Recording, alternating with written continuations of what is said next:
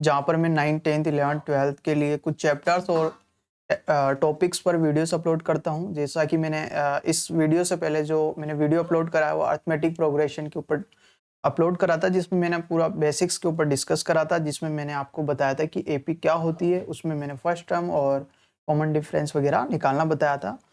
तो आज मैं इसके बाद में नेक्स्ट स्टार्ट करने आपके लिए वीडियो लेके आया हूँ यहाँ पे 5.1 के ऊपर आज अपन डिस्कस करेंगे। तो जिसने भी अगर जो इससे पहले वाला वीडियो नहीं देखा है तो उसको देख लीजिए, क्योंकि जब तक वो वीडियो आप लोग नहीं देखोगे तब तक ये वीडियो आपको समझ में नहीं आएगा, क्योंकि इसमें उसके बाद का मैंने यहाँ पर बताने वाला हूँ, ठीक है। क्योंकि इसमें अपन सीखेंगे बताना है कि एपी है कि नहीं है। तो वो मैंने सारा उस वीडियोस पिछले जो वीडियोस है उसमें बताया पूरा बेसिक्स। आइए स्टार्ट करते हैं 5.1। तो यहाँ पे 5.1 का फर्स्ट क्वेश्चन दे रखा है, देखो क्वेश्चन क्या बोल रहा है अपन को देखना है यहाँ पर। देखिए सिचुएशन अपन को यहाँ पर दे रखी है, 3 अपने पास यहाँ पर क्वेश्चन दे रखे हैं, ठीक है ना। 1 बाई क्वेश्चन 1 बाई अपन पढ़ के यहाँ पर अपन को आंसर देना है और यहाँ पर एपी बनानी है, मतलब एक सीरीज बनानी और सीरीज को अपन चेक करना है कि वो एक अरिथमेटिक प्रोग्रेशन में है नहीं है। तो उसके लिए अपन को कॉमन डिफरेंस वगैरह निकालना आना चाहिए। तो देखिए स्टार्ट करते हैं। फर्स्ट क्वेश्चन बोल रहा है कि एक टैक्सी फेयर है after each kilometre when the fair is 15 rupees for the first kilometre and 8 rupees for each additional kilometre. Question में ये बोल रहा है कि कोई टैक्सी फेयर है, वो फर्स्ट किलोमीटर में अगर आप डिस्टेंस कवर करते हो तो उसके 15 रुपीज लेता है, बाकी फिर उसके बाद में हर किलोमीटर का एडिशनल चार्जर वो ले रहा है कितना, 8 रुपीज, ठीक है। मतलब अगर आप 1 किलोमीटर चलते हो तो आपको 15 रुपीज पे करने पड़ेंगे, उसके बाद में जो भी आप किलोमीटर चलते हो वो 8 रुपीज के हिसाब से आपको पे करने पड़ेंगे। तो यहाँ पर इससे एक अपन अरिथमेटिक प्रोग्रेशन बना सकते हैं। देखिए कैसे बना सकते हैं, मान लीजिए फर्स्ट जब वो चला 1 किलोमीटर में उसने 18 रुपीज लिया, जैसे ही वो सेकंड किलोमीटर चलेगा तो उसको 8 रुपीज एक्स्ट्रा देने पड़ेंगे। तो इसमें 8 प्लस कर देंगे अपन यहाँ पर, तो 18 में 8 प्लस करेंगे तो ये अपने पास 26 हो जाएगा। फिर अगर एक्स्ट्रा और चलेगा तो उसमें और 8 और प्लस करेंगे अपन यहाँ पर और ये हो जाएगा 34। ऐसे अपने पास चलता जाएगा। तो इस तरीके से यहाँ पर जो भी अपने पास सीरीज बनेगी वो एक अरिथमेटिक प्रोग्रेशन होगी, क्योंकि सब में डिफरेंस क्या आ रहा है, सेम आ रहा है, क्योंकि हर किलोमीटर के बाद में वो 8 रुपीज बढ़ा के ले रहा है। जैसे मान लीजिए यहाँ पर देखिए, मान लीजिए वो फर्स्ट किलोमीटर चला, ठीक है ना, ये 0 से यहाँ पर चला वो फर्स्ट किलोमीटर, इसके बाद में फर्स्ट से सेकंड किलोमीटर चला, सेकंड से थर्ड किलोमीटर चला, ऐसे वो चल रहा है अपने पास, क्लियर है। अब यहाँ पर देखते हैं कि यहाँ से और यहाँ तक की डिस्टेंस कवर करने के लिए इसने 15 रुपीज लिए अपने पास। इसके बाद में अब हर किलोमीटर के लिए एडिशनल चार्ज ले रहा है कितने, 8 रुपीज। तो 8 रुपीज यहाँ पर लेगा तो अपने पास कितना आएगा, 15 था ना, सॉरी 15 था, अपन 18 कर दिया यहाँ पे। तो ये ऐड करेंगे तो यहाँ पर अपने पास 23 हो जाएगा। ऐसे फिर 8 प्लस करेंगे 31। तो इस तरीके से अपने पास यहाँ पर एक एपी बनेगी जिसमें अपने पास कॉमन डिफरेंस वगैरह सेम है। तो इस तरीके से हम इसको कर सकते हैं, ठीक है। बाकी जो क्वेश्चन है देखिए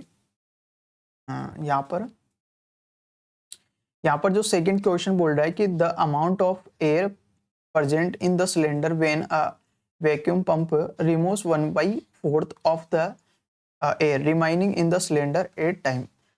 जब भी ऐसा क्वेश्चन आता है तो अपन यहाँ पे 100 लेके कर सकते हैं, या फिर जो भी आपके 1/4 जो दे रखा है, यहाँ पे जो 4 दे रखा है इससे डिविजिबल वाला अपन ऐसा नंबर लेते हैं, तो उससे अपन लेट कर लेते हैं। मान लीजिए जो अपने पास सिलेंडर है उसमें टोटल एयर जो है 100 है, ठीक है ना, 100 एयर है।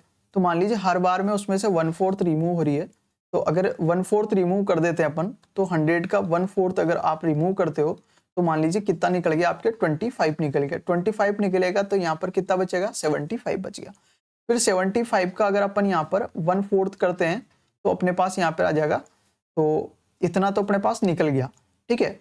तो डिवाइड करके देख लीजिए, 75 को 4 से डिवाइड करिए 1 टाइम, और यहाँ पर अपने पास कितना बचा, 3 बचा। यहाँ 3 लगाएंगे तो 35 हो गया। 35 में अपने पास 8 टाइम अपने पास 32 आता है। 35 में से माइनस करेंगे 3 पॉइंट लगाएंगे तो यहाँ पे 7 और 5 18.75 आ जाएगा अपने पास, क्लियर है।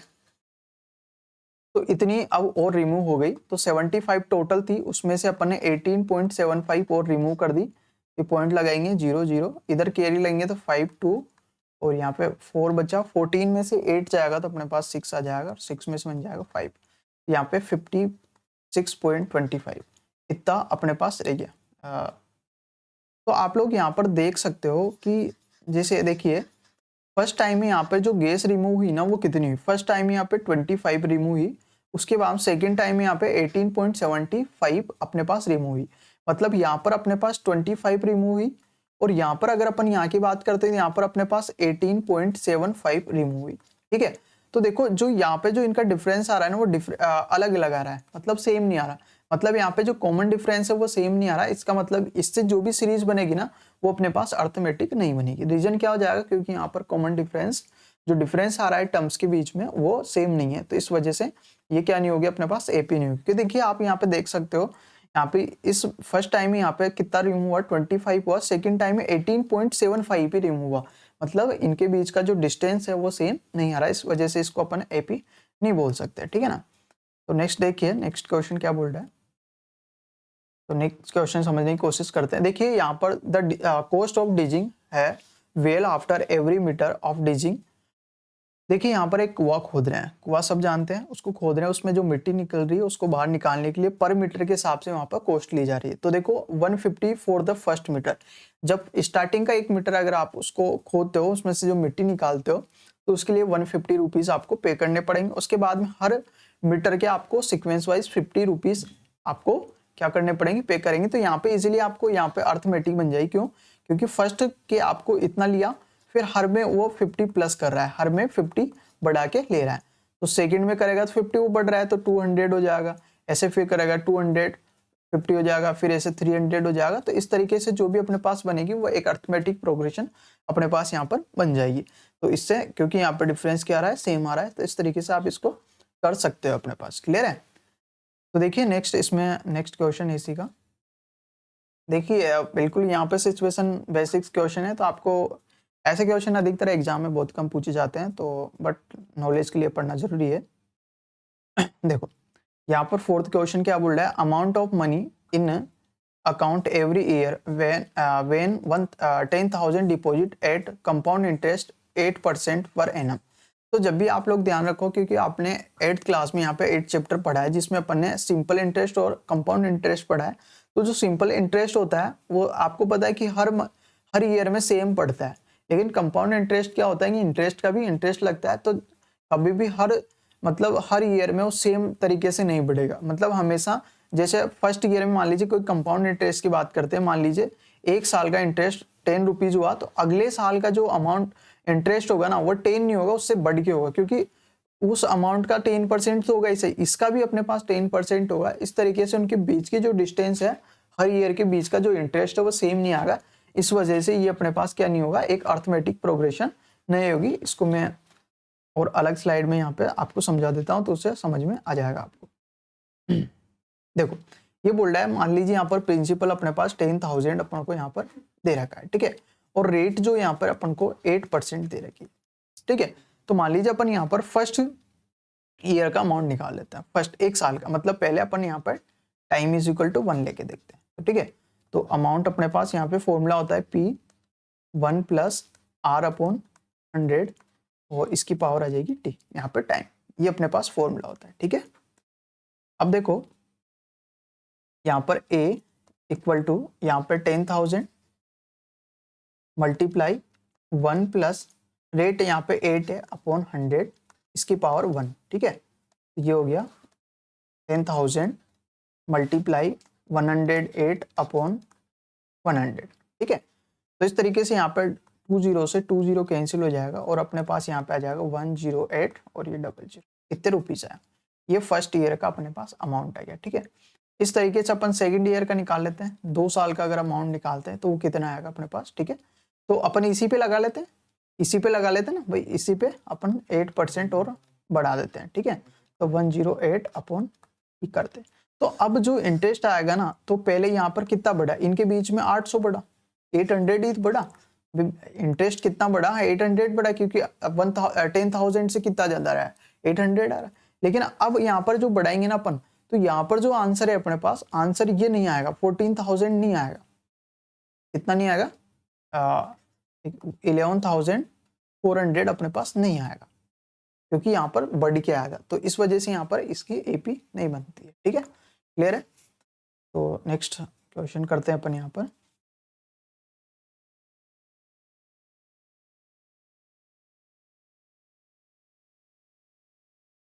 देखिए सेकंड क्वेश्चन, यहाँ पर सेकंड क्वेश्चन क्या बोल रहा है, ये बोल रहा है कि अपने यहाँ पे right first four term of the AP when the first term A and common difference अपन को यहाँ पर गिवन में दे रखा है। तो बिल्कुल इजी क्वेश्चन है, आप लोग यहाँ पर कर सकते हो। ऐसे क्वेश्चन अपने पास एमसीक्यू में पूछे जाते हैं, बाकी ये आपके बेसिक्स क्लियर करने के लिए ऐसे क्वेश्चंस होते हैं, तो आप लोग इजीली कर सकते हो। जैसे मान लीजिए फर्स्ट क्वेश्चन यहाँ पर अपन को दे रखा है, इसके लिए देखो आपको यहाँ पर जो अपने पास एपी का जो फॉर्मूला होता है वो भी आपको आना चाहिए और उसका बेसिक्स पूरा आपको आना चाहिए। तो आपने अगर वीडियो नहीं देखा है तो वो वीडियो जाके जरूर देखिए। देखो फर्स्ट टर्म अपने पास यहाँ पर ए 10 दे रखा है अपन को, तो 10 दे रखा है और यहाँ पर कॉमन डिफरेंस भी 10 दे रखा है, ठीक है। अभी बोल रहा है कि अपन को यहाँ पर फर्स्ट फोर टर्म फाइंड करनी है। तो देखो A1 अपन को फाइंड करना है, A2 अपन को फाइंड करना है, A3 अपन को फाइंड करना है, A4 अपन को फाइंड करना है।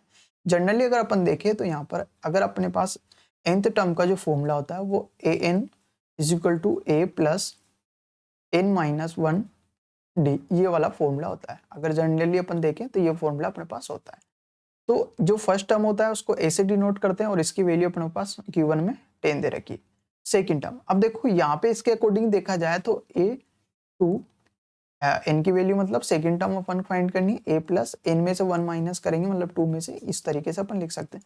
तो मैंने बताया था कि जब भी अगर आपको फाइंड करना है, जैसे a4 है तो उसको कैसे लिखेंगे, a प्लस यहाँ पे जो 4 है ना उसमें से एक कम करके उसको d से मल्टीप्लाई कर देते हैं। तो इस तरीके से इजिली अपन फॉर्मूला यहाँ पर लिख सकते हैं। जैसे यहाँ पर 2 है तो क्या हो जाएगा, एक कम कर देंगे और d से मल्टीप्लाई कर देंगे। जैसे यहाँ पर 3 है तो a तो आएगा ऐसे ही प्लस में, ठीक है, और यहाँ पर अपन यहाँ पर 2d कर देंगे। इसी प्रकार यहाँ पर a प्लस 3d अपन कर देंगे। देखो ये तो आ गया। अब a प्लस डी निकालेंगे तो a की वैल्यू 10 है प्लस d अपने पास 10 है, तो ये अपने पास सेकंड टर्म 20 आएगी। थर्ड टर्म की बात करें तो a की वैल्यू अपने पास यहाँ पर 10 है और यहाँ पर बात करते हैं प्लस 2 मल्टीप्लाई d की वैल्यू 10 है, तो हो गया 10 प्लस और ये 20 इज इक्वल टू अपने पास हो गया 30। इस तरीके से ही हो गया। और यहाँ पर अगर इसकी बात करें अपन यहाँ पर तो ये a की वैल्यू 10 है प्लस 3 मल्टीप्लाई यहाँ पर d की वैल्यू अपन देखें यहाँ पर तो 10 है इक्वल टू यहाँ पर वैल्यू हो जाएगी अपने पास यहाँ पर 10 प्लस 30 इक्वल टू ये 40। तो फर्स्ट फोर टर्म हो गए अपने पास 10, 20, 30 और ये 40। तो इस तरीके से अपन यहाँ पर टर्म निकाल सकते हैं एपी की। इसने बोला है फर्स्ट फोर टर्म अपन को निकालनी है, तो इजीली अपन ऐसे निकाल सकते हैं। क्लियर है, समझ में आई आपको। अब एक और क्वेश्चन मैं यहाँ पे करके बता देता हूँ, बाकी आपको करना है, ठीक है। देखो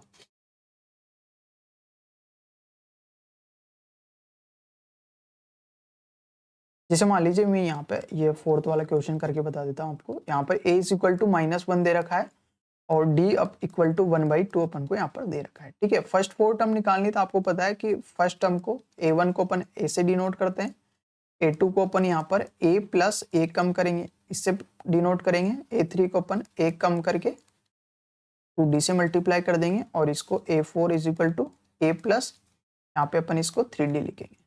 यहाँ पे फर्स्ट टर्म अपने पास -1 दे रखी है।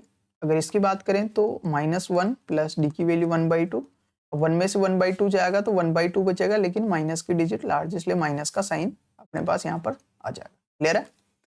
बात करते हैं यहाँ पर ए की वैल्यू -1 है प्लस 2 मल्टीप्लाई डी की वैल्यू 1 है, तो ये 2 से 2 कैंसिल हो गया 1 टाइम, मतलब यहाँ पे माइनस का 1 तो है ही सही है। ये माइनस का 1 है यहाँ पर। एक सेकेंड में इसको मिटा देता हूँ। देखो यहाँ पे इक्वल टू -1 और ये प्लस यहाँ पे 1 बचा, इसका मतलब ये हो गया 0, ठीक है। इसको मैं थोड़ा बहुत छोटा कर लेता हूँ, ठीक है। यहाँ पे इसकी बात करते हैं अपन, यहाँ पर a की वैल्यू -1 प्लस 3 मल्टीप्लाई डी की वैल्यू 1/2 हो गया -1 प्लस 3/2। जब भी ऐसा आए तो अपन यहाँ पे क्रॉस मल्टीप्लाई कर सकते हैं। तो इधर में यहाँ पे देख लीजिए, यहाँ पर बता देते हैं -1 प्लस 3/2 है अपने पास।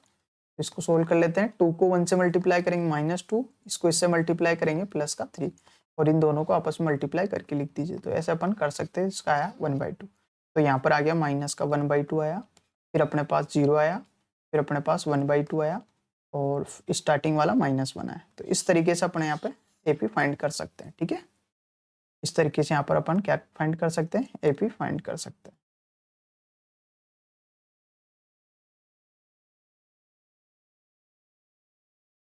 ये अपने पास एपी आ गई, ठीक है।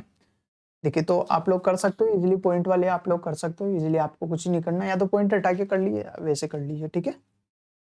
तो नेक्स्ट की बात करते हैं, या फिर मैं करके बता देता हूँ पॉइंट वाला भी। जैसे ये यहाँ पर a इक्वल टू अपने पास माइनस का दे रखा है 1.25 और d की वैल्यू दे रखी है 0.25 और ये किसका है, माइनस का है, ठीक है।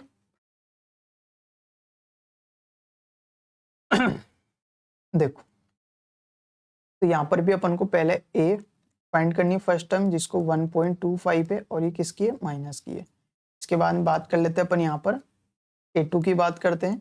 a2 अपने पास यहाँ पर फॉर्मूला होता है a प्लस डी, वो a की वैल्यू -1.25 और ये माइनस का है और ये प्लस का है तो माइनस हो जाएगा 0.25। जब भी सेम साइन होता है तो ऐड हो जाता है 25 25 50 हो गया और ये पॉइंट और ये -1, इस तरीके से कर सकते हैं।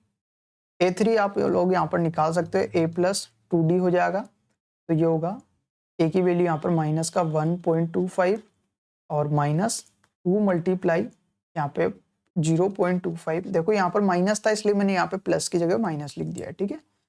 तो -1.25 और 25 का डबल करेंगे तो वही आपको पता होना चाहिए 0.50 हो जाएगा और ये प्लस करेंगे तो माइनस का 1.75 हो जाएगा। क्लियर है।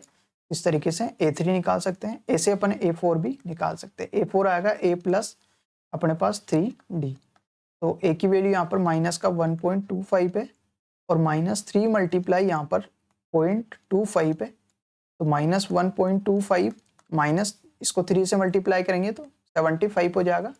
अब इसको ऐड कर लीजिए आप, देखो 5 और 5 हो गया 0, मतलब 10 हो गया 1 कैरी, 7 और 2 10, 7 और 2 9 सॉरी, और 1 कैरी का 10, ठीक है। ये पॉइंट है और 1 कैरी और ये 1 और 1 हो गया 2, लेकिन किसका आएगा, माइनस का, मतलब हो गया माइनस का 2।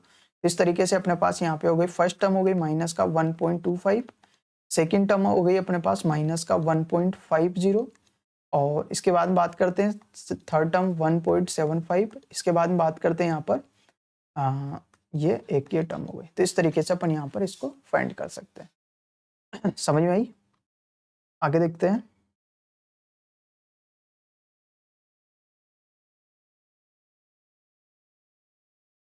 अब वो लोग के लाइक कर दीजिए वीडियो को, क्योंकि आप लोग लाइक तो करते ही नहीं हो। देखो ये दे रखा है, अब अपन को इसमें फर्स्ट टर्म और कॉमन डिफरेंस बताना है, तो मैं एक क्वेश्चन बता देता हूँ आपको कि आपको आना चाहिए। देखो जो एपी में जो ये है ना, ये फर्स्ट वाला, ये फर्स्ट टर्म है, ये सब क्या है आपके, इसमें फर्स्ट टर्म लिखनी है और कॉमन डिफरेंस बताना है, तो ये सब आपके फर्स्ट टर्म है, ठीक है। कॉमन डिफरेंस क्या होता है, D is equal to second term में से फर्स्ट टर्म माइनस करनी होती है, यही होता है। देखो तो इसकी बात करें तो सेकेंड टर्म अपने पास 1 है, ये माइनस, और यहाँ पर फर्स्ट टर्म 3 है तो माइनस करेंगे तो -2 का। अगर इसकी बात करते हैं तो डी निकालेंगे तो सेकेंड टर्म यहाँ पर माइनस की 1 है और ये माइनस फॉर्मूले का, और फर्स्ट टर्म यहाँ पे माइनस की है, ये माइनस का 5।